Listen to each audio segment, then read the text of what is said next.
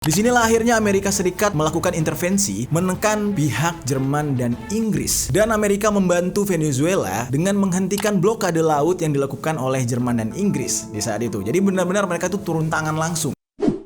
Yo geng, tekan tombol subscribe geng. Hey yo, what's good? Welcome back to Kamar Jerry. Geng.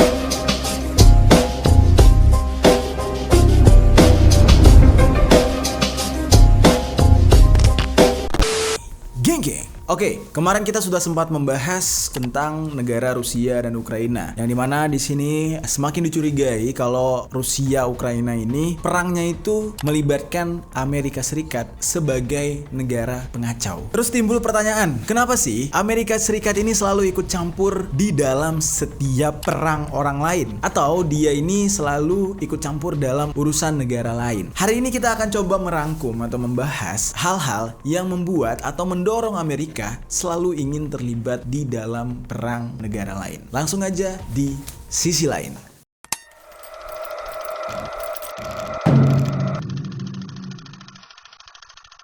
Kita akan mulai langsung pada abad ke-19, yaitu di mana ketika negara Amerika Serikat yang tadinya hanya sebuah daratan dengan perkumpulan besar para imigran. Nah, kenapa gue katakan seperti itu? Karena memang di Amerika ini masyarakat aslinya itu bukan orang berkulit putih, geng. Nah, tapi di sini kita tidak akan bercerita terlalu panjang tentang sejarah berdirinya negara ini. Namun secara selapis gue jelaskan sedikit. Penduduk asli Amerika Serikat adalah suku Indian. Di mana suku Indian ini adalah sebuah suku yang dijajah oleh bangsa kulit putih dan mereka banyak yang dibunuh sehingga tanah mereka dikuasai oleh bangsa kulit putih tersebut, yaitu bangsa Eropa. Nah, kalau misalkan ketika kepemimpinan Donald Trump dia bilang dia ingin mengembalikan atau kehebatan Amerika seperti zaman dulu dengan menyisihkan atau mengenyampingkan orang-orang selain ras kulit putih, itu benar-benar adalah tindakan yang sangat rasis. Karena kenapa? Kalau mereka bilang orang kulit hitam, orang Arab, orang Cina alias orang Asia bukan penduduk asli Amerika, justru itu adalah sebuah kesalahan besar. Karena kenapa? Mereka sendiri pun orang kulit putih bukan keturunan asli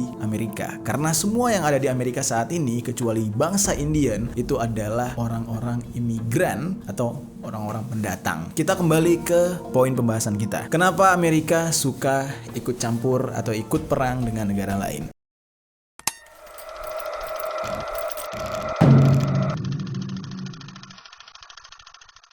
Nah, hal ini dimulai pada abad ke-19, di mana negara ini mulai diakui oleh dunia sebagai sebuah negara atau sebuah bangsa yang kuat dan bangsa yang besar. Dalam sejarahnya, di saat itu Amerika Serikat terlibat perang dengan bangsa Spanyol, tepatnya pada tahun 1898, yang dimana dalam perang tersebut Amerika berhasil menaklukkan Spanyol alias menang melawan Spanyol. Nah, makanya mereka mendapatkan julukan negara Great Power Amerika. Semenjak mereka menang nih, geng, dari perang melawan Spanyol, akhirnya bangsa Amerika ini aktif di dalam hal geopolitik. Nah, di mana mereka ini melaksanakan hal tersebut terkhusus di daerah Amerika Latin. Nah, hal ini berhubungan dengan yang mereka kalahkan itu adalah bangsa Latin tersebut, yaitu bangsa Spanyol. Di saat mereka baru memulai yang namanya geopolitik ini, ya terhitung berarti dia anak baru di dalam hal tersebut. Namun, mereka memiliki sebuah bentuk diplomasi yang sangat efektif untuk dijalankan. Diplomasi mereka ini benar-benar efektif dan bagus dalam mencapai kepentingan politik nasional mereka. Diplomasi mereka ini dikenal dengan big stick diplomasi. Big stick itu ya apa ya? Kalian pernah lihat stick baseball? Nah, kurang lebih kayak gitu. Big stick artinya stick yang besar, pemukul yang besar gitu ya. Big stick diplomasi ini pertama kali diterapkan oleh presiden mereka yang ke-26 yang bernama Theodore Roosevelt atau dipanggil dengan Teddy. Semenjak dipimpin oleh Teddy ini, Amerika itu dikenal bangsa yang sangat berpengaruh besar gitu ya dalam menjalankan geopolitik. Karena memang presiden yang satu ini bisa dikatakan salah satu presiden yang sangat progresif. Jadi dia benar-benar membuat Amerika ini terus berkembang menjadi bangsa yang besar, geng. Lalu kenapa disebut dengan istilah big stick diplomasi? Ternyata ini ada sejarahnya nih, geng. Pertama kali Teddy atau presiden ke-26 Amerika Serikat ini mulai memperkenalkan yang namanya big stick diplomasi ini ketika dia masih menjabat sebagai wakil presiden. Ini tepat tepatnya pada tanggal 2 September 1901, dimana di saat itu dia sedang berpidato. Nah, isi pidatonya tuh kurang lebih kayak gini nih, geng. Speak softly and carry a big stick,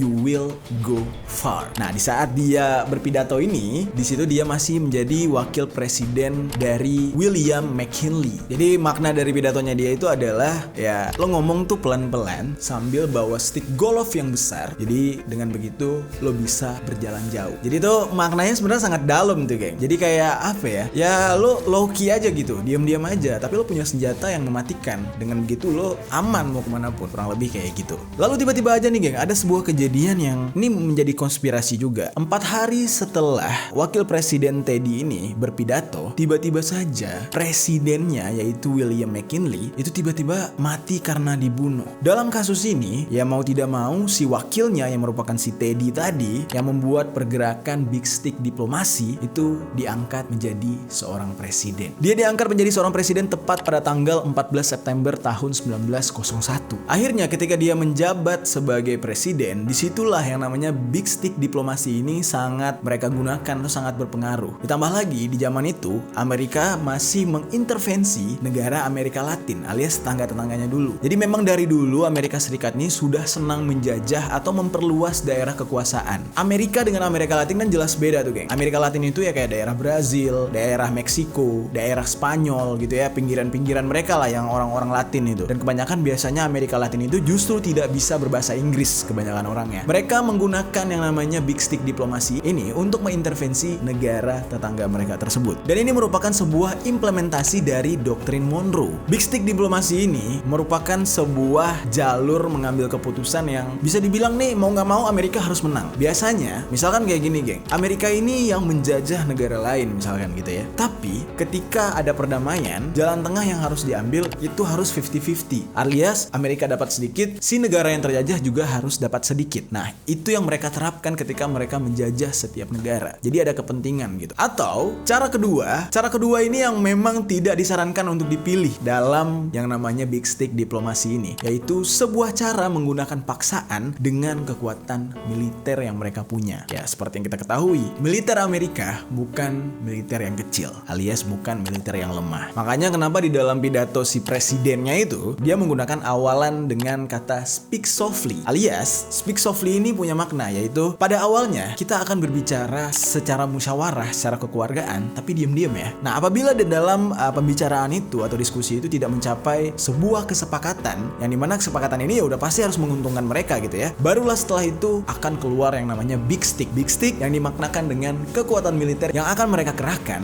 yang otomatis tidak ada yang namanya musyawarah atau 50-50. Mereka ingin menang tidak hanya 90%, bahkan mereka pengen 100% semuanya adalah hak mereka. Nah, itulah yang digunakan oleh Amerika. Jadi dengan kata lain nih, geng ya, sebenarnya Amerika ini pada awalnya memang menggunakan yang namanya kayak diskusi dulu. Mereka ngelobi lah. Mereka tuh minta baik-baik. Misalkan kayak kita ke tetangga kita punya rambutan, kita minta nih baik-baik, boleh nggak saya minta rambutannya? Namun di dalam hal tersebut, karena niatnya sudah minta, namun pengen hasilnya itu dikasih, ya kan? Gue pengen harus dapat gitu. Nah, itulah yang membuat Amerika ini ketika dia setelah minta baik-baik nggak diberikan, mereka akan menggunakan cara lain yang jelas mereka harus mencapai tujuan tersebut. Itulah yang dimaknai dengan big stick diplomasi. Walaupun peperangan atau dengan cara militer memang bukan cara pertama atau cara utama yang dilakukan oleh Amerika Serikat, tapi sering sekali negara-negara yang terlibat negosiasi dengan Amerika Serikat ini akan melihat ke arah sana. Mereka akan berpikir kayak, anjir nih kalau dia nggak gue kasih nih ya, rambutan yang nggak gue kasih,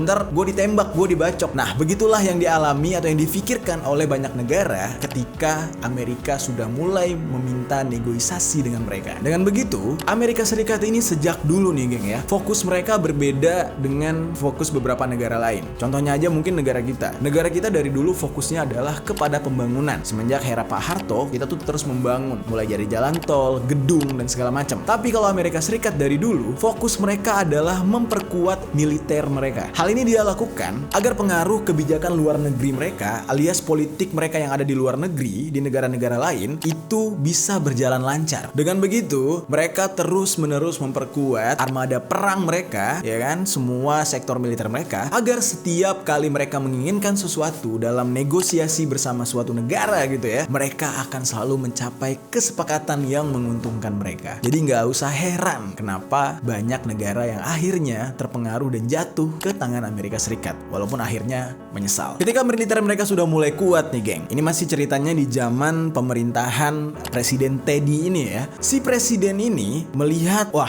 militer gue udah mulai kuat, militer gue udah mulai ngeri nih, gue mau nunjukin ke semua negara kalau Amerika ini adalah sebuah negara yang memiliki militer yang kuat. Akhirnya mereka mengadakan yang namanya military show off. Ini terjadi pada tahun 1907, di mana Presiden Teddy ini meminta armada perang mereka atau mengirim armada perang mereka sekitar 16 buah kapal perang gitu geng, yang dikenal dengan Great White Fleet, untuk tur atau untuk keliling dunia ya kan. Dari beberapa banyak dunia mereka tuh samperin gitu ya, dan mereka mampir ke beberapa negara-negara yang mereka lewati. Nah hal ini mereka lakukan bukan untuk menantang atau untuk cari perang, tapi hanya sekedar untuk pamer. Jadi itu mereka tuh flexing, mereka tuh kasih lihat. Makanya jangan heran geng, kenapa kalau misalkan kalian lihat video klip di Amerika Serikat, baik itu rapper, penyanyi segala macem, apalagi yang kulit hitam gitu ya, mereka tuh suka flexing, suka ngasih lihat Lamborghini, suka ngasih lihat emas kalau emasnya banyak, karena memang sudah budaya mereka dari dulu yang namanya ria gitu ya, ria nunjukin ya kan, itu sudah menjadi tradisi dari dulu, dan itu adalah sebuah taktik yang digunakan oleh negara mereka dengan cara pamer itu. Dan apa yang dilakukan oleh Presiden Teddy ini dengan mengirimkan armada perangnya ke setiap negara adalah sebuah simbol implementasi big stick diplomasi, dengan tujuan setiap negara yang melihat apa yang dimiliki Amerika Serikat akan merasa ketakutan, alias mereka akan berpikir dua kali untuk melawan Amerika Serikat atau hanya untuk sekedar menolak ajakan daripada Amerika Serikat. Seperti yang gue katakan tadi, salah satu cara mereka untuk mempengaruhi yang namanya negara-negara Latin itu adalah dengan big stick diplomasi tadi. Terus ada serangkaian kebijakan intervensi pihak Amerika ini di negara-negara Amerika Latin yang terjadi di masa pemerintahan Presiden Teddy ini, dikenal dengan sebutan Roosevelt Corollary. Kebijakan ini didasari oleh yang namanya Doktrin Monroe tadi geng, sempat gue sebutin. Pasti kalian bertanya nih, Doktrin Monroe itu apa sih gitu? Kenapa Doktrin Monroe ini justru yang dipakai oleh Amerika Serikat? Nah singkatnya nih gini geng, Doktrin Monroe ini adalah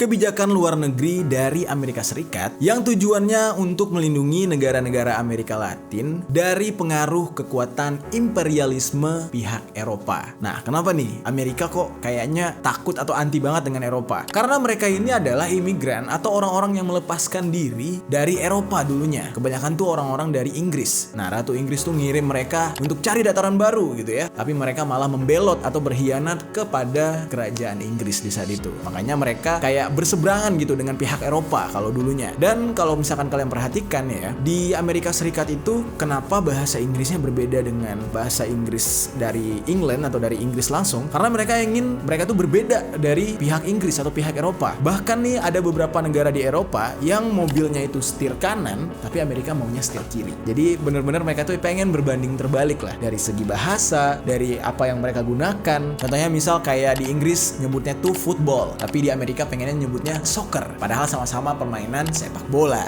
gitu kayak. Nah kurang lebih kayak gitu. Jadi zaman dulu tuh mereka benar-benar nggak pengen pengaruh Eropa itu ada di negara mereka. Kasus pertama dalam penerapan diplomasi ini di saat Amerika Serikat mencoba untuk menyelesaikan sebuah krisis yang terjadi di Venezuela.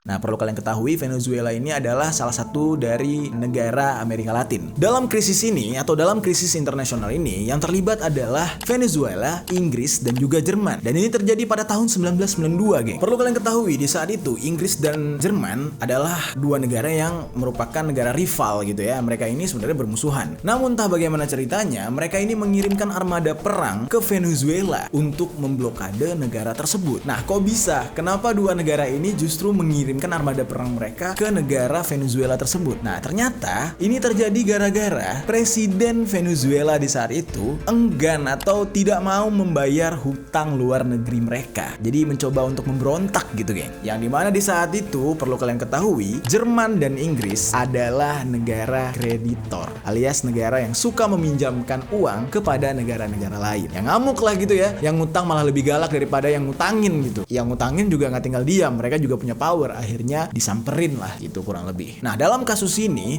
benar-benar menegangkan geng, dimana dua negara yang menyerang Venezuela ini merupakan dua negara adidaya alias dua negara yang kuat. Sementara Venezuela di saat itu bukan negara yang kuat-kuat amat gitu ya. Dia itu adalah salah satu negara dari bagian Amerika Latin. Lalu dalam kasus ini mereka mengancam kedaulatan Venezuela geng. Jadi benar-benar tertekan banget nih Venezuela. Dalam kasus ini pihak daripada Jerman dan Inggris tetap memaksa Venezuela untuk tetap membayar hutang. Disinilah detik-detik awal atau detik-detik pertama, atau bisa dibilang inilah sejarahnya di mana Amerika akhirnya mencampuri urusan negara lain. Karena alasannya sih jelas banget geng, di mana Amerika Serikat ini tidak mau pengaruh daripada Jerman dan Inggris atau pengaruh Eropa gitu ya, itu semakin luas di negara tangga mereka, yaitu Venezuela sebagai bagian daripada negara-negara Latin. Disinilah akhirnya Amerika Serikat melakukan intervensi menekan pihak Jerman dan Inggris, dan Amerika membantu Venezuela dengan menghentikan blokade laut yang dilakukan oleh Jerman dan Inggris di saat itu. Jadi benar-benar mereka tuh turun tangan langsung membebaskan yang namanya beban daripada Venezuela karena mereka sudah merasa tertekan. Dalam hal ini seperti yang dikatakan tadi, di zaman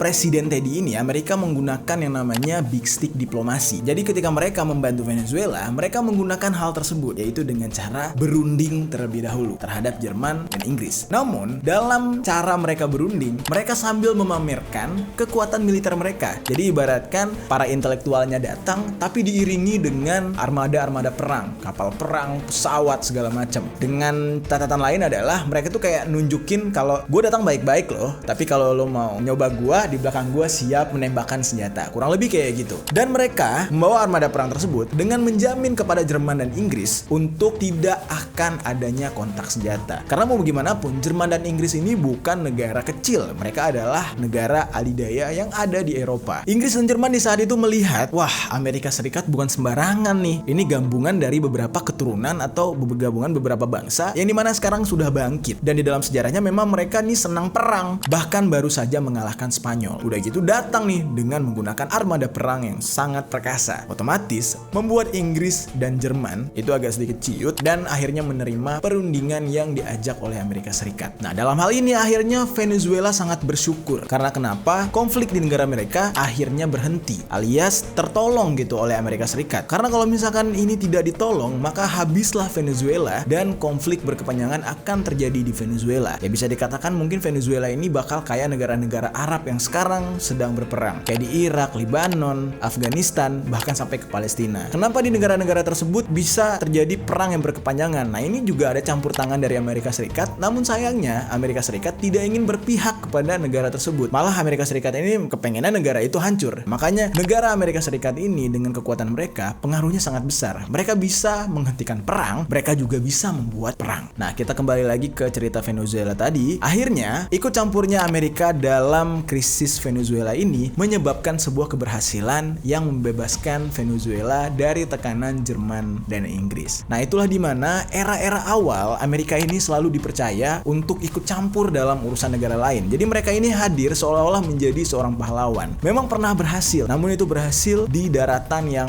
dekat dengan mereka lah, yaitu Venezuela. Nah namun perlu kalian ketahui juga geng, sebenarnya sebelum Presiden Teddy ini menjadi Presiden Amerika Serikat yang membuat pengaruh besar terhadap Amerika, sebenarnya presiden-presiden sebelumnya juga pernah membuat sebuah pengaruh besar yang disebabkan oleh kebijakan Amerika Serikat. Nah nama presiden ini adalah Millard Fillmore, di mana dia menjabat pada tahun 1850-an. Di saat kepemimpinan presiden yang satu ini, dia itu berhasil membuat negara Jepang yang dulunya itu adalah sebuah negara yang tertutup, ya kayak kita lihat Korea Utara lah gitu ya. Nah akhirnya karena kebijakan-kebijakan dia tuh berhasil membuat Jepang membuka diri. Di dalam kasus ini pihak Amerika Serikat mengirimkan seseorang yang bernama Matthew C. Perry beserta dengan armada kapal perang mereka ke pihak Jepang. Ya, jadi itu adalah salah satu hal lain yang membuat Amerika Serikat ini punya pengaruh dan juga bisa meluluhkan hati negara lain untuk dia dapat ikut campur lah dalam urusan negara lain. Nah jadi sejarahnya seperti itu. Nah namun geng, semua hal yang membuat Amerika ini terlihat hebat dan bisa meluluhkan hati negara lain untuk melibatkan mereka dalam urusan negara gitu ya, itu sebenarnya juga tidak terlepas dari beberapa orang sukses atau pengusaha-pengusaha sukses yang berasal dari Amerika Serikat itu sendiri. Dan bisa dikatakan para pengusaha-pengusaha asal Amerika Serikat ini adalah orang yang sangat berpengaruh di dunia dunia, dan bahkan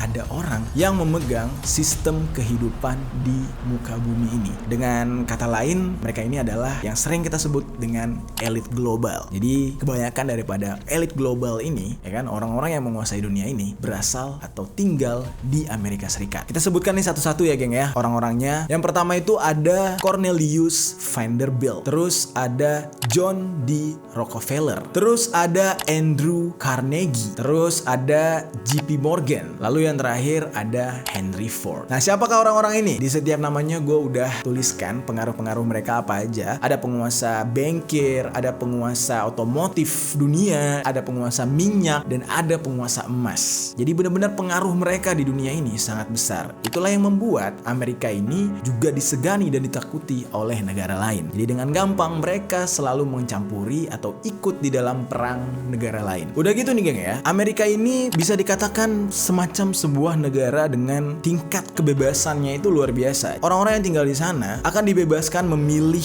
pilihan mereka sendiri, beragama, ya kan, berpolitik, cara hidup, dan bahkan bisa kita lihat ya, orang-orang di sana tuh benar-benar bebas banget. Makanya banyak yang mengatakan surga dunia itu adalah Amerika Serikat, karena benar-benar mereka negara yang sangat bebas. Saking bebasnya dan saking mereka menjalankan yang namanya demokrasi, bahkan mereka bisa mengkritik habis-habisan pemimpin atau pemerintah-pemerintah mereka tanpa harus dipenjara. Gila ya, Amerika Serikat, negara yang bisa dibilang full party setiap hari. Ya walaupun di muka dunia kelihatannya mereka itu mewah, megah, tapi sebenarnya gembelnya juga banyak, geng. Jadi bukan berarti mereka negara adidaya, tidak ada masalah di dalam negara mereka. Di dalam negara mereka justru ekonomi sulitnya itu juga banyak banget, dan tingkat kriminalitas di sana juga tinggi. Jadi ya bisa dikatakan mereka tuh terlalu banyak ngurusin urusan negara lain. Tapi kita kembali lagi, geng. Yang membuat Amerika Serikat ini menjadi negara yang pengaruhnya sangat besar terhadap negara lain, sehingga negara lain mempercayai mereka untuk bisa ikut campur di dalam urusan negara-negara itu adalah Big Stick Diplomasi yang diterapkan oleh Presiden ke-26 Amerika Serikat yang bernama Teddy. Nah, salah satu dampak daripada Big Stick Diplomasi ini juga sangat berpengaruh kepada ekonomi Amerika Serikat. Salah satunya adalah pembangunan terusan Panama atau Panama Canal. Nah, ini adalah sebuah langkah yang sangat baik dari Presiden Teddy ini untuk membuat ekonomi Amerika Serikat semakin makmur gitu. Di dalam membangun Panama Canal ini, seperti yang kita ketahui, daerah Panama ini adalah daerah kekuasaan Kolombia. Nah, di dalam hal ini, pihak Amerika Serikat melakukan negosiasi bersama pihak pemerintah Kolombia untuk membeli daerah Panama tersebut. Di mana di sini mereka menawarkan uang sebesar 10 juta US dollar serta secara rutin akan membayarkan uang tersebut setiap tahunnya, ya kurang lebih sebesar 250 ribu dolar. Di saat itu, pemerintah Kolombia menolak tawaran Amerika Serikat. Nah, kalian sudah tahu ya apa yang terjadi apabila permintaan Amerika Serikat ditolak. Otomatis presiden yang di saat itu menjabat, yaitu Presiden Teddy, mengirimkan yang namanya armada perang mereka. Nah, di saat itu mereka menggunakan yang namanya Big Stick Diplomasi. Jadi benar-benar diterapkan dulu nih, geng. Walaupun mereka mengirimkan armada perang, justru yang mereka lakukan adalah mendukung pihak pemberontak yang ada di Kolombia. Di mana pihak pemberontak ini sedang melakukan pemberontakan terhadap pemerintah Kolombia. Pihak yang melakukan pemberontakan ini kebanyakan adalah penduduk dari Panama tersebut. Dalam pemberontakan ini, pihak Panama yang dibantu oleh Amerika Serikat akhirnya bisa mengalahkan Kolombia, bisa mengalahkan pemerintahan Kolombia, yang menyebabkan daerah Panama ini berhasil memisahkan diri dari Kolombia. Gokil ya tuh. Itulah pengaruh daripada kekuatan militer Amerika Serikat. Ketika mereka menginginkan sesuatu, mereka akan menghasut sesuatu yang mereka inginkan tersebut untuk memberontak kepada pihak yang tidak mengizinkan mereka untuk mendapatkan hal itu. Jadi benar-benar licik sekali cara Amerika Serikat ini, geng. Dari dulu. Dikarenakan pihak Panama ini merasa hutang budi terhadap Amerika Serikat, akhirnya mereka berterima kasih gitu kepada Amerika Serikat dengan memberikan akses yang diinginkan Amerika Serikat tadi, yaitu Panama Canal, untuk menunjang ekonomi Amerika Serikat jadi lebih maju. Nah, ternyata nggak sampai di situ doang, geng. Big Stick Diplomasi yang digunakan oleh Presiden Teddy ini, Presiden ke-26 Amerika Serikat ini, juga diterapkan ketika mereka memperbesar pengaruh mereka ini di Kuba dan di Dominika Republic.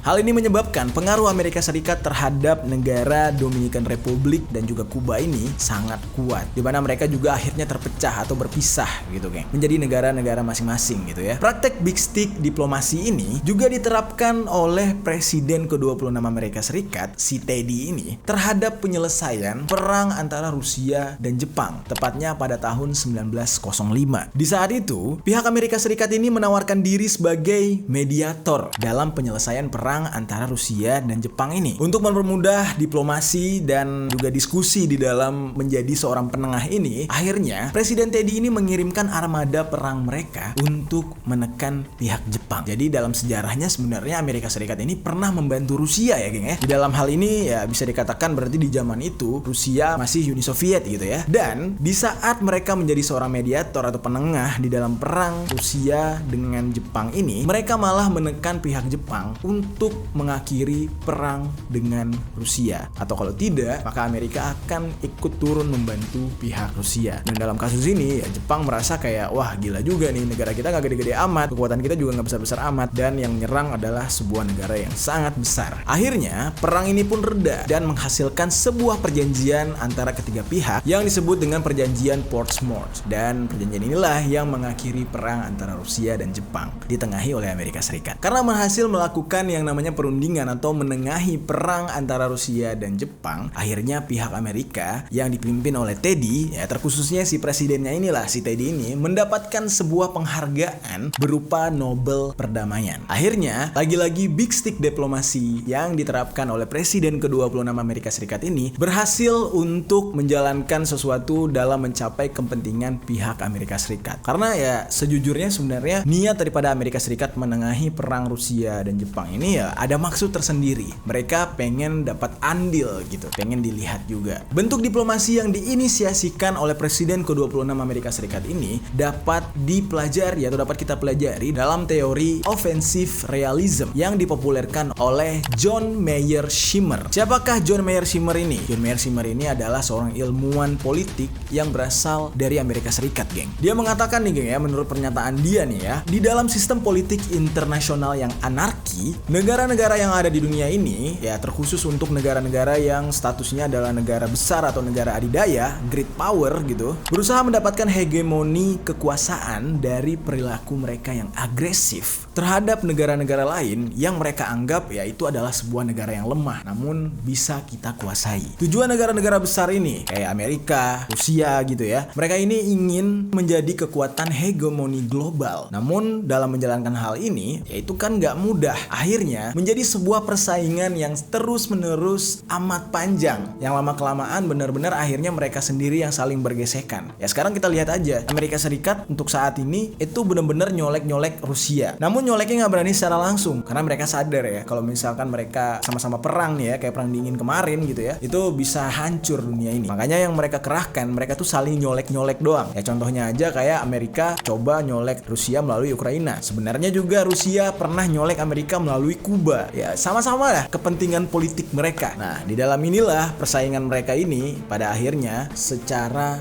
global atau secara dunia. Jadi mereka benar-benar dianggap wah jangan berurusan deh sama negara ini, atau jangan nyolek deh negara ini. Dan terciptalah beberapa kubu yang akhirnya berpihak ke dua belah negara ini. Ada yang berpihak ke Rusia, ada yang berpihak ke Amerika Serikat. Namun dalam cara mereka menguasai dunia ini, justru sebenarnya yang paling agresif itu adalah Amerika. Mereka nggak segan-segan melakukan apapun yang mereka mau, mencampuri urusan negara tersebut jauh lebih dalam. Yang penting pengaruh kekuatan mereka tetap terjaga. Jadi tidak bisa dicampur aduk oleh negara lain. Namun sebaliknya, mereka justru mencoba untuk mempengaruhi yang seharusnya tidak boleh mereka pengaruhi, kayak Ukraina sekarang. Itu adalah daerah kekuasaan Rusia, tapi mereka mencoba untuk memperluas pengaruh mereka dengan cara nyolek-nyolek Ukraina sehingga Rusia marah. Nah makanya dalam kasus ini, dalam hal memperluas kekuasaan, Amerika Serikat selalu menggunakan cara menghasut, menciptakan perang gitu ya, melalui agen-agen mereka, menyebarkan fitnah-fitnah yang akhirnya bisa dikatakan itu adalah pancingan untuk membuat suatu negara yang ingin mereka pengaruhi menjadi kacau. Jadi nggak usah heran geng, kenapa setiap kali pemimpin Amerika Serikat berganti, itu wataknya mirip-mirip. Mereka menggunakan atau mencapai geopolitik mereka dengan cara mencampuri urusan negara lain. Nah, kalau kita pikir-pikir ya, setiap orang nih ya, misalkan pada manusia yang sibuk ngurusin orang lain gitu ya, yang sibuk ngomongin orang lain, biasanya dia akan lupa untuk ngurusin diri sendiri. Namun sayangnya tidak berlaku bagi Amerika Serikat. Seperti yang kita lihat ya, mereka sibuk ikut campur dalam urusan politik orang lain, mereka sibuk dalam urusan perang orang lain. Namun teknologi-teknologi atau pencapaian-pencapaian yang ada di Amerika Serikat semakin berkembang. Contohnya misalkan kayak GPS, terus ada internet, ada komputer. Itu semua asalnya dari Amerika pada awalnya. Jadi pencapaian-pencapaian teknologi dan kemajuan teknologi itu tetap berjalan di sana, walaupun mereka sibuk mengurusi urusan negara lain. Dan juga geng ya, bisa dikatakan ya, ada plus minusnya dalam langkah Amerika mencampuri urusan negara lain. Dimana ketika mereka sebagai negara yang cukup maju atau jauh lebih maju daripada negara kita, mempengaruhi negara kita secara budaya dan juga politik, maka kita juga ikut update dengan apa yang mereka capai. Misalkan kayak produk Apple. Nah, kalau aja Amerika tidak punya pengaruh di negara kita, mungkin kita tidak bisa mendapatkan produk tersebut. Kemajuan teknologi kita akan sedikit mundur. Ya, karena memang seperti kita lihat SDM kita bukan nggak pinter ya. Orang pinter banyak banget di Indonesia, tapi tidak diberikan ruang dan tidak diberikan wadah. Berbeda dengan negara mereka. Orang-orang pinter, orang-orang jenius itu diberikan wadah. Kalau kita tidak mendapatkan pengaruh dari Amerika Serikat, maka secara teknologi dan cara modernisasi dunia ini kita akan sangat tertinggal. Jadi ada plus minusnya. Minusnya ya kita akan terpengaruh dengan budaya mereka sampai budaya kita sendiri itu memudar, dan juga pengaruh mereka akan lebih menguntungkan mereka dibandingkan menguntungkan kita. Misalkan nih produk Apple yang kita pakai, ya kan? Memang kita merasakan yang namanya wah enak banget ya pakai produk Apple, jadi lebih mudah hidup gua. Tapi di balik itu keuntungan yang sebenarnya berada di tangan mereka. Karena kenapa? Kita hanya sekedar sebagai konsumen, sementara mereka adalah produsen. Mereka bisa bikin untuk mereka sendiri dan mereka bisa bikin untuk mereka jual, sementara kita hanya bisa membeli. Jadi ada plus minusnya ya, kenapa Amerika Serikat selalu ikut campur di dalam urusan negara lain. Kalau kalian misalkan senang dengan konten yang gua bawakan ini, gua akan lanjutkan di part 2 tentang kenapa Amerika Serikat senang mencampuri urusan orang lain, terutama dalam peperangan. Gua kasih clue-nya nih geng. Amerika suka ikut perang orang lain karena mereka jual senjata. Kalau mereka tidak menciptakan perang, maka senjata mereka tidak laku. Nah, kalau kalian suka dengan pembahasan itu, kita akan bahas di part 2 selanjutnya tentang kenapa Amerika Serikat senang menciptakan perang dan ikut campur dalam perang negara lain.